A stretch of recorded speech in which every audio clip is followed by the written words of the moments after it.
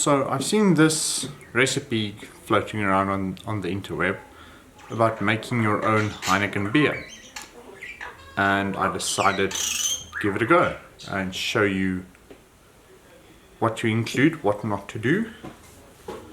Not mostly what not to do, but what to add to it. Okay, so this is a process for 20 liters of beer. You are going to use the 20, or at least a bucket big enough for it. Try anything between a 25 and a 30 liter because you do need some space. If you add 20 liters of water with the sugar, apples, tea bags, all of those, you're going to need a little bit bigger bucket than 20 liters, or you can dilute it down with the recipe. So, step 1 is get all of your ingredients. Step 2 is start with your water. You have to boil the water. I've already started with most of the water. So I've boiled down 15 liters of it by now, and I've left it cool. Now this is going to be the last step. I've got the last 5 liters, and I'm going to show you what to do with this one. Okay, so the first process is get it on heat so that you can start boiling the water. And we need to boil the water firstly to sanitize it and all of the equipment with it. So just get rid of any or all bacteria inside the water, tea, apples that you're going to add, as apples normally have a natural yeast and we're going to use different yeast. So we want to kill off the natural yeast just to get rid of that. So step 1 after sanitizing everything is with boiling the water. Might take some time as it is a lot of water, so I can just quickly show you. I've just got a bucket here with my pot that I've got here, and now we wait to heat it up. So it's a good idea while you wait for your water to boil, as it is a lot of water, as I said, to start getting your ingredients ready. So I've already cut my apples. So these are 20 green apples that I've used for this recipe. I will put the recipe down below as well. Then, so 20 green apples, 2 kilograms of brown sugar, and 25 roses tea. Then you can add your yeast afterwards. You can use whatever yeast you decide you would like. I'm using EC1118, which is a distiller's yeast for fruit. So yes, I will get a higher alcohol percentage that you will get using bread yeast, but it still should get around about 5% plus or minus, around about there, for bread yeast. So it's still something, especially in these times. Making your own alcohol is not a bad idea. So now we just wait. Alright, so as you can see, I've almost got the water to a complete boil.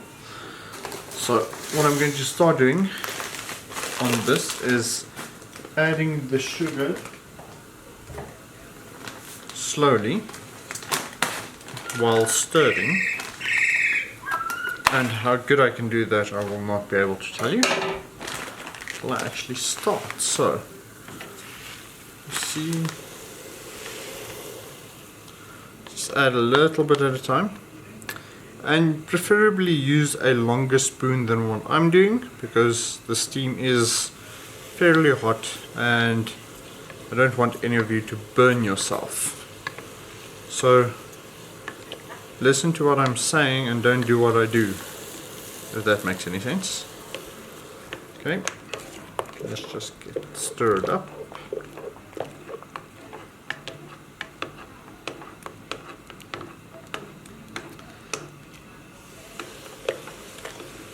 Right.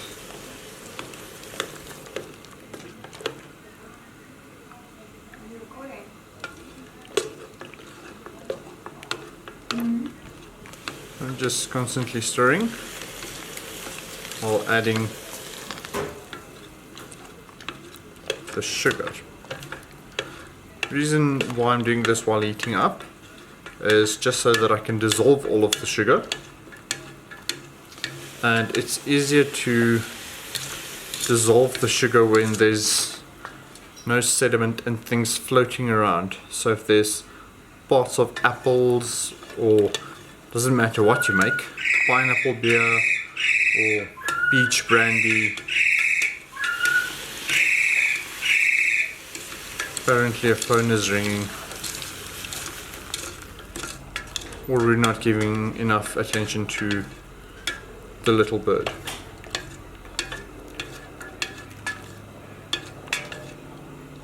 So while that's still swirling, see if I can add the rest.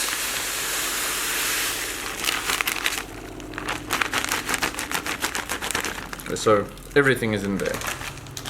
Cool, 2 kilograms. So as you can see, it has changed a little bit.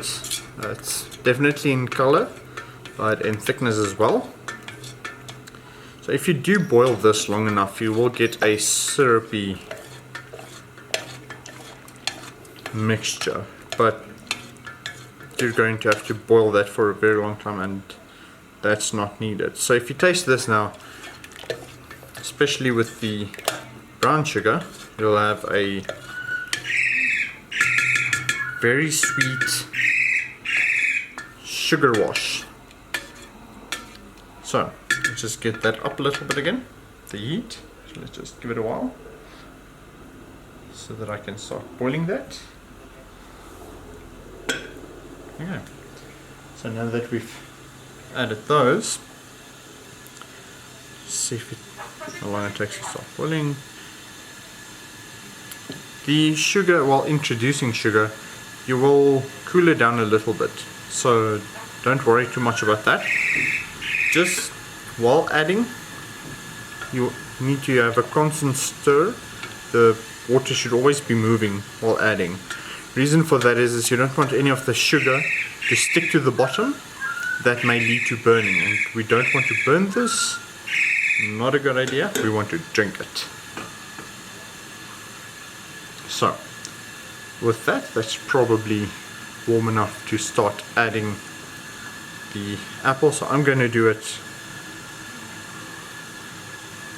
at not a lot at a time, because this is hot, and adding, just dumping everything in here will create a splash. And although that does sound fun, it will not be when you burn yourself, and then it's sticky afterwards as well. So not a nice idea. So let's see how much I can add of this, trying to fill it up as much as I can.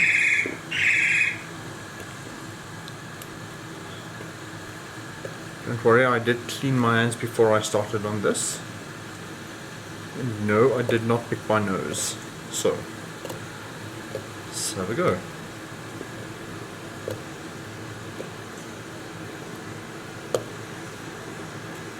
Okay, all of the apples were cut, the stems removed, and well, not this, but most of them, if they looked fairly bad, not fairly bad, but if the seeds were there, I cut out the seeds as well.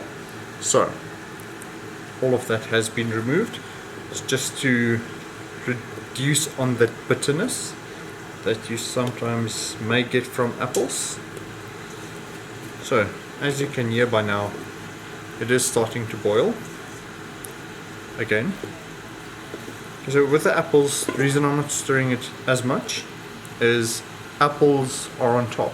It doesn't settle down to the bottom right now, but it will in a while. Or it will, depending on how long you boil it. As you can see, this is why I add the sugar in first, because it is getting difficult to stir. And as I said with the previous one, you do not want to burn the sugar at the bottom. So this is why we did that one first.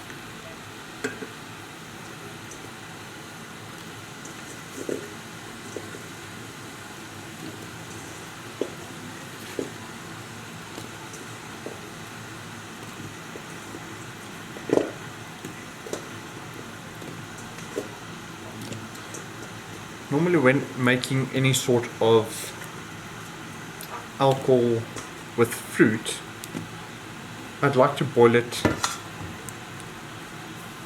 or keep it on a high heat for at least 30 minutes or so. You don't need to do that, it's my personal preference that I use for a minimum of 30 minutes to kill all of the yeast or bacteria that might have been introduced while cutting on the cutting board or cross-contamination from anything. So that's the reason why I do it. I don't know what the proper times are for that, so unfortunately I cannot tell you that one. But as I said, that is what I do with them. So I've added, in this pot, I have added 20 apples. They were not they're really big apples. The recipe that I found online said 16 apples, but these are fairly small apples. So as you can see, and that's why I used 20 of them.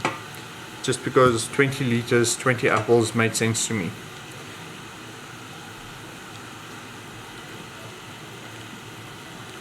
So now we've got to start on it. I might do have the time here. Just have to get everything starting to boil and go through. Right. So as you can see, the phone is ringing again with the bird in the background. So this is a very nice do-it-yourself at home beer recipe.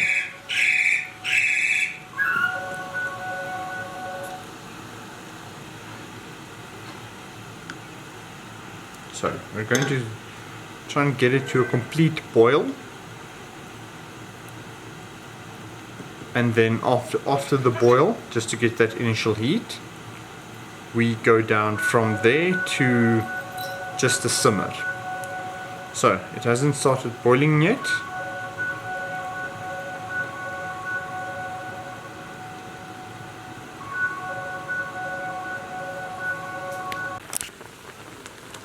Right, so as you can see right there, I've got it to a boil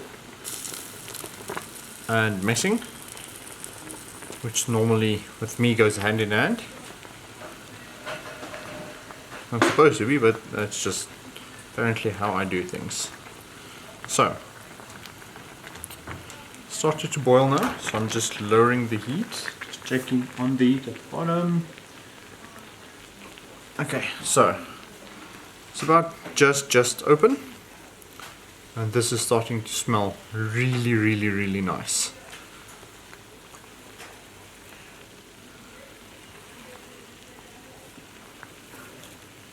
So, see, apples are starting to get softer as well. Not all of them, but some of them.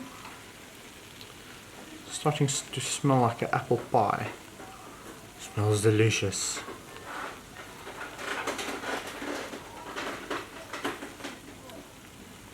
So, okay, with this pot, unfortunately, it is a little bit small. So I would recommend just using a bigger pot. You can use less water, but just a bigger pot, so that if you add whatever you add, if it's your apples or whatever fruit you do, just so that everything is covered, because as you can see, even by pushing it down, the others just come up. So I unfortunately put something already in my bigger pot, and I cannot use that right now. So that's calming down a little bit, so that's about what we want. So it's still warm but not cooling down just yet. So I would like to do this until all of the apples are soft, just so that when you do leave it to ferment with the softer apples, when they're boiled soft, it releases all of the flavors. So, and that's exactly what we want in this. We want something flavorful that we can drink and not taste like vinegar, unless you're into that sort of thing. So now it's an interesting part of just leaving it to simmer again. So let's see what happens in a couple of minutes. Alright, so I'm about 3/4 of the way now, and I just wanted to show that most of the apples are fairly soft. Let me just try and get one up here so I can show you. As you can see right there, it is getting nice and soft now, and I'm just still trying to get everything soft, so there's just a little bit more to go. As you can see, with most of them, they are soft and all of them have changed color. So we started out with a nice green apple and they've turned into this nice mushy color now. Just so that you know, I don't know what a mushy color looks like. I'm just saying they're mushy and they have lost their color, so it's a mushy color. Right, so just trying to get everything into the water, so as it boils up I just stir it so that those on top can just go to the bottom and the bottom ones can go a little bit up, just so that we cover everything. It is smelling really nice right now, so I can almost not wait to start tasting it. Alright, so with that, there's still one more ingredient that we still need in the mash itself, or the wort, as depending on how you want to say it, is the tea bags. Now, the reason why I don't do tea bags now is it's definitely too hot for that, for my taste, as if it's really hot and boiling like this, you do have a tendency to burn the tea. And I don't know but if any of you like the taste of burning tea, but I do not want that in my flavor profile, not what I'm looking for. So that's why I'm waiting until I just cool it down a little bit more. Just turn down the heat later if I'm finished boiling this, and then I'll just add the tea bags and leave it for another couple of minutes. So this part of the process is almost done, but there's still a little bit to do. Right, so I have boiled it and let it simmer for a while now. So it is really mushy. As you can see, just by stirring it, the apples are starting to break apart. Just focus on that, there you go. So they are starting to just break by just stirring. So I did that for a couple of minutes and I've turned down the heat, so it is still on. As you can see, the steam still rising from there. This is fairly hot as well, so don't go poking your fingers in there. It will burn.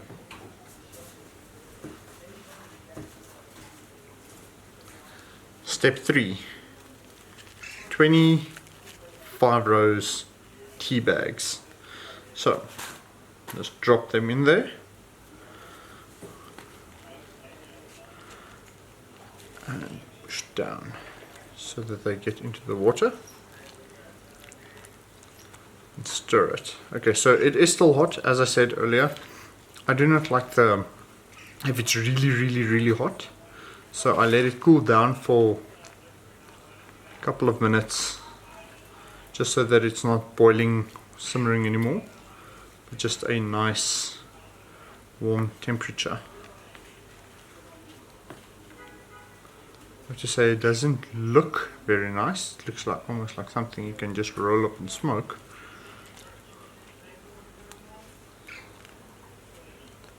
So, just stirring that through. Yes, you can definitely smell the tea in this.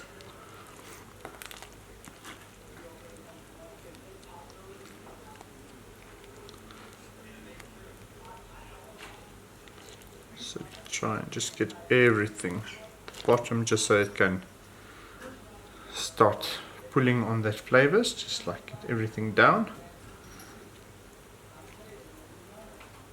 while still stirring this. And that has changed the color of the water again. So obviously it is tea, it will change the color of water. But I have added apples and brown sugar, so everything has changed the color, especially with the heat as well. As you can see, now that I've turned down the heat, most of these apples, they are settling down now. As the boiling water, the bubbles isn't pushing them up anymore. So as I said, just if you do this, just keep that in mind as well, because it will rise while you boil it. So, and then we're going to keep it like this for a couple of minutes, just so that we can extract most of the flavor from the tea as well as the apples. Okay, so boiled it now for, not boiled, I let it simmer for a couple of minutes with the tea bags in. Remember, this is very hot, so get something to cover your hands with. Unfortunately, this is a pot that does not have handles, so it is fairly difficult to maneuver around. So just be careful if you do this step to not burn yourself. This is very hot, and be careful. So I'm just going to try and dump all of it. Why is there already water in there?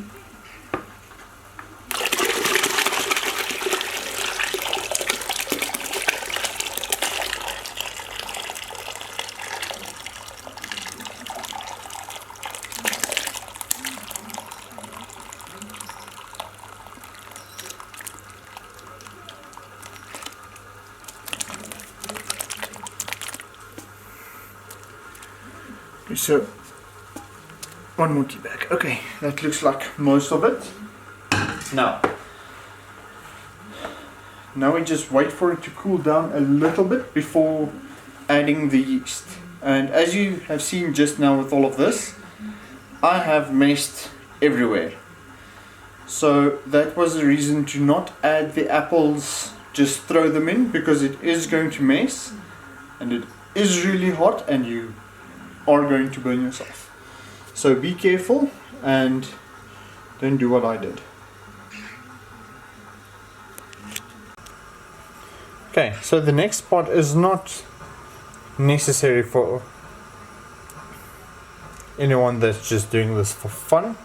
I'm just doing this to get my reading of my potential alcohol that I might have in this.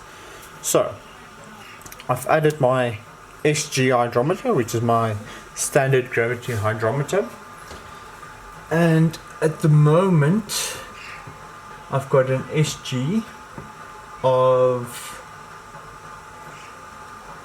looks like 1032 roundabout, so 1032. Just taking a photo so that I have reference for later. Let's just get a little bit closer so that I can show you what this reads. See if I can get it focused over there. There.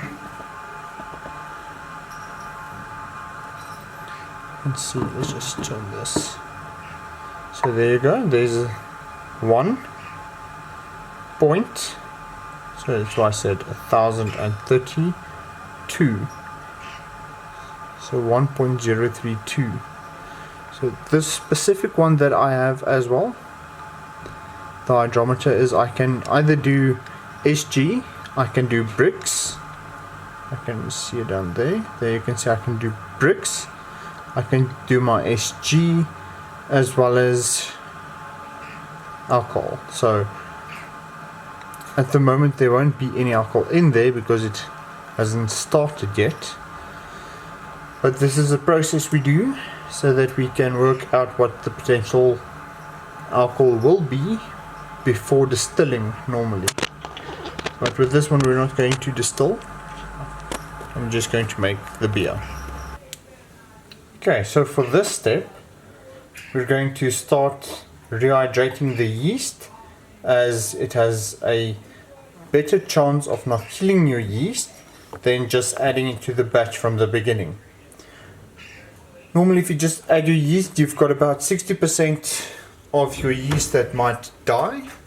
So what we do with this process is we try and keep everything alive. So what I've done is just added some of the, I can't really see that with the bad lighting, I've added some of the mash that we've made now,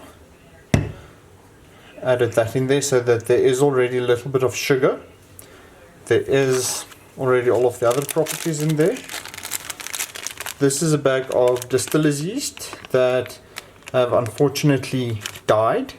So I'm using this only as a yeast nutrient, so I'm not going to add a lot, as I do have apples in there as well, so where the yeast can get most of the nutrients from. So I'm just going to add about 2 spoons of this. And then we go to my distiller's yeast that I used, the EC1118, and this is the one that we use for fruits. So let's quickly have a look. I'm going to add, they normally say 5 grams per liter of mash. I'm not going to do that because I'm firstly going to rehydrate them, so most of them hopefully are going to live. I'm just going to use about 20 grams of this.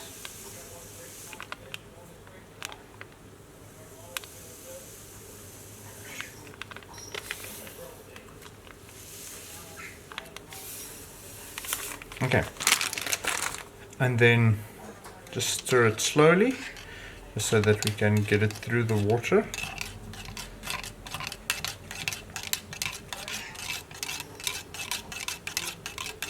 Okay, and then you'll see it turn into a nice creamy milky color. That is the yeast. And now we just leave it aside for 15 to 20 minutes just so that it can start growing. One thing that I do want to say about yeast, especially with the brewer's yeast, is we keep this refrigerated. As you can see, it's in a nice packet. If you take it out of the freezer, or out of the fridge, sorry, keep it out for a couple of minutes just so that you can get it to room temperature again. It will most likely not die if you do it this way. If you do not take it out of the fridge and leave it for a little bit, you might shock the yeast and they will not grow. So we've got it like this now. Just going to get some material.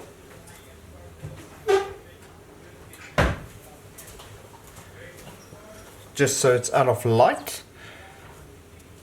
Just going to cover it like this for 10 to 15 minutes. We'll see how it grows and then we'll be back now. Right, so it's been 10 minutes since I've added the yeast, and I want to show that the yeast has started to grow. As you can see there, it's right on the 500 ml mark, and I added about, what is it, just it's normally a 10-to-1 ratio. So if you add 10 grams of yeast, you have to add 10 times that of water. Now with the water that I did, I used 40 degrees water, so it shouldn't be cold tap water, it shouldn't be boiling either. So just 40 degrees Celsius, and then as I said, 10-to-1, so 10 grams yeast should be 200 ml water, but I added 20 grams of yeast, so that was, I added 150 mils of water. I know it should be 1-to-1, but I did not do that. So we just want to stir it lightly, as you can see, just to break it down a little bit. So just until it's a nice creamy mixture, and then try and get all of this off, and then we're going to do another 5 minutes. Alright, so the yeast has grown for the second time now, after the second stir. As you can see, it has grown quite a lot. So what I'm going to do now is pitch the yeast. I have tested the temperature of the wort as well as the yeast, and they are fairly the same. So as you can see, it's a nice gunky mess up there. So let's throw it in slowly. I just want to get all of it out. See, try and get most of that out. So if you think about, if you just added the 2 grams or 20 grams of yeast that you would have just had a tiny bit. So what I've done with this is, instead of 20 grams, I've added all of that now, which is already cultivated yeast. So the only thing that we can do now is put the lid on, wait 7 to 10 days, and then the tasting starts. So thank you for watching. Stay tuned for more recipes, and I hope you enjoyed.